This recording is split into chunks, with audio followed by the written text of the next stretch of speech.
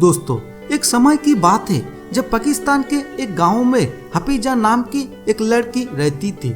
हफीजा बचपन से ही बहुत खूबसूरत थी, इसलिए उसके माता पिता ने उसकी शादी बहुत कम उम्र में ही एक युवक से कर दी। शादी के बाद हफीजा बहुत खुशी से अपना जीवन व्यतीत कर रही थी और हफीजा की एक खूबसूरत बेटी भी थी। इस प्रकार हफीजा अपने पति और बेटी के साथ बहुत खुशी से अपना जीवन व्यतीत कर रही थी।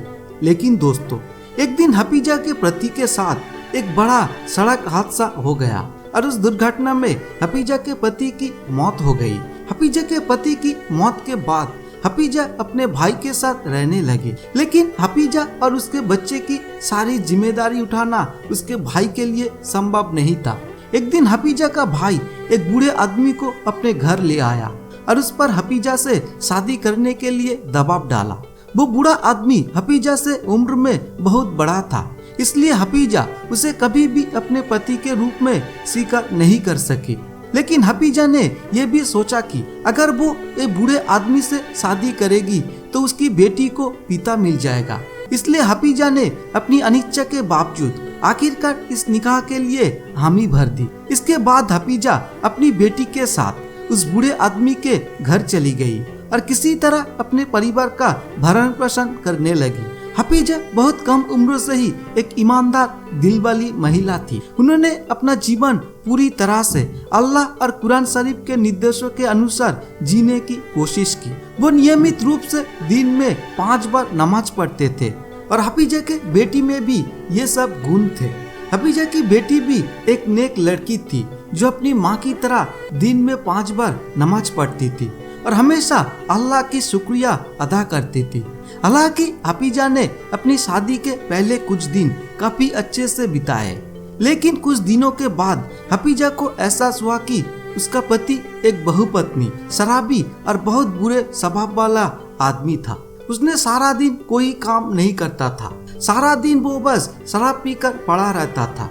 हफीजा को अपनी पति की शराब के लिए पैसे इकट्ठा करने के लिए हर दिन काम पर जाना पड़ता था, लेकिन काम से लौटने के बाद उसके पति ने उससे सारे पैसे ले लेता था और तुरंत उड़ा देता था। हफीजा ने इसे अपनी किस्मत मान लिया, लेकिन उसे नहीं पता था कि एक बड़ा खतरा अभी भी उसका इंतजार कर रहा है। यानी एक दिन हफीजा सुबह सुबह अपना काम करने के लिए घर से निकली। हफीजा के जाने के कुछ देर बाद हफीजा का पति अपने एक दोस्त के साथ उसके घर आया। घर में घुसने के बाद हफीजा का पति अपने दोस्त के साथ शराब पीने लगा। कुछ देर बाद हफीजा का पति हफीजा की बेटी को बुलाने लगा, मगर उसकी बेटी बहुत नेक दिल और ईमानदार वाली लड़की थी। वो जानती थी कि किसी दूसरे आदमी के सामने कभी नहीं जाना चाहिए, इसलिए उसने अपना कमरा कभी नहीं छोड़ा। लेकिन हफीजा का पति उसे फोन करता रहा। जब बार बार बुलाने पर भी हफीजा की बेटी अपने कमरे से बाहर नहीं आई तो हफीजा का पति बहुत क्रोधित हो गया और गुस्से में चिल्लाने लगा। लेकिन हफीजा की बेटी इन सब के बाद भी अपने घर से बाहर नहीं निकली। तभी हफीजा का पति गुस्से में आकर खुद हफीजा की बेटी के कमरे में घुस गया और उसकी बेटी को अपने दोस्त के सामने चूल पकड़कर घसीटा। हफीजा की बेटी बहुत छोटी थी, लेकिन वो बहुत सुंदर दिखती थी, इसलिए जब दोस्तों ने हफीजा की बेटी को देखा तो उसकी आंखों में चमक आ गई। तब वो आदमी हफीजा के पिता से कहने लगा कि वाह, तुम्हारे घर में इतनी सुंदर लड़की है, तुमने मुझे पहले बताया तक नहीं। तब उस दोस्तों ने हफीजा के पति से कहा कि जब तुम्हारे पास घर पर इतनी सुंदर परी है तो तुम फिर बाहर क्यों जाते हो? आप इसी समय शादी कर लीजिए।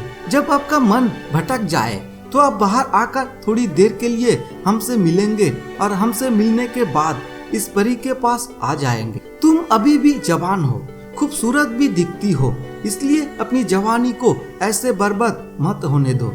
अपने दोस्तों की बात सुनकर हफीजा के पति के दिमाग में चमक आ गई और वो बोला, लेकिन अगर मैं उससे शादी करूंगा तो आसपास के लोग क्या कहेंगे? तब उसके दोस्तों ने कहा, तुम्हारी इस बेटी के बारे में कोई नहीं जानता और तुम क्या करते हो ये पूरी तरह तुम पर निर्भर है। मुझे लगता है तुम्हें इस परी से शादी कर लेनी चाहिए। हफीजा के पति अपने दोस्त की बात सुनकर उसकी बेटी से शादी करने के लिए तैयार हो गया। तब दोस्तों ने कहा कि कल जब हफीजा काम पर चली जाएगी तो मैं काजी साहब के साथ यहाँ आऊंगा और फिर तुम्हारा निकाह कराऊंगा। अगली सुबह हफीजा के काम पर जाने के बाद हफीजा के पति का दोस्त हफीजा के घर आया। वो अपने साथ एक काजी भी लाया था।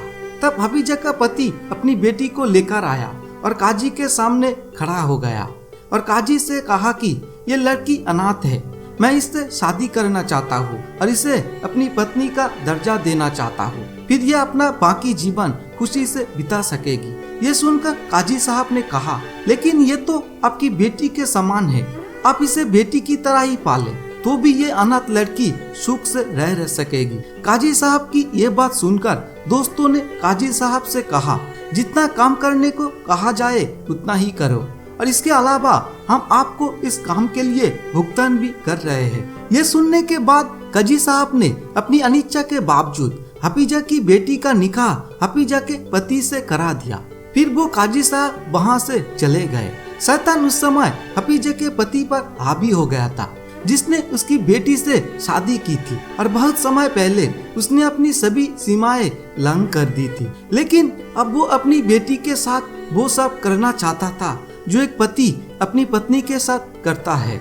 यह सोचकर वो अपनी बेटी को सीधे अपने घर ले गया और अपनी बेटी के साथ वो सब किया जो एक पति अपनी पत्नी के साथ करता है। कुछ देर बाद हफीजा अपने काम से वापस अपने घर में आई तो उसे अपनी बेटी की चीख सुनाई थी। वो भागकर अपनी बेटी के पास जाना चाहती थी, लेकिन उसके पति ने उसे अपनी बेटी के पास नहीं जाने दिया।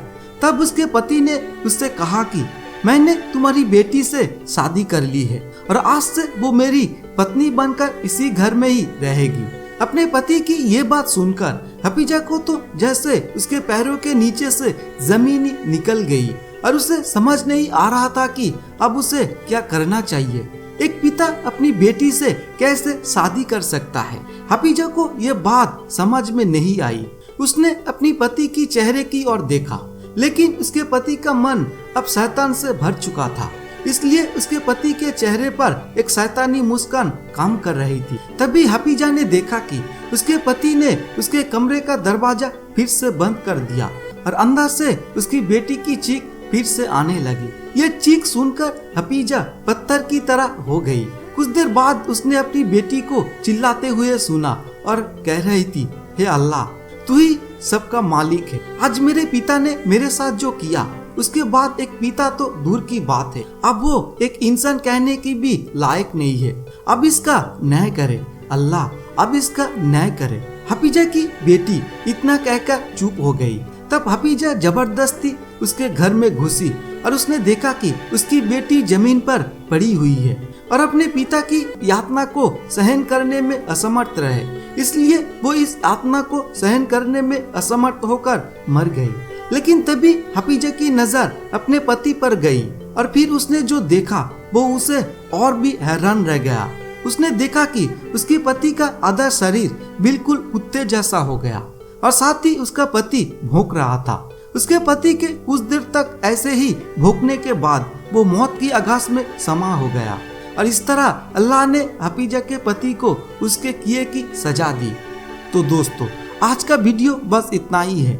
नहीं तो इसके बारे में आपको क्या कहना है वो कमेंट बॉक्स में कमेंट करके जरूर बताएं। और अगर आपको ये वीडियो पसंद आए तो इसे लाइक करने के साथ साथ अपने दोस्तों के पास शेयर करना भी ना भूलें। धन्यवाद।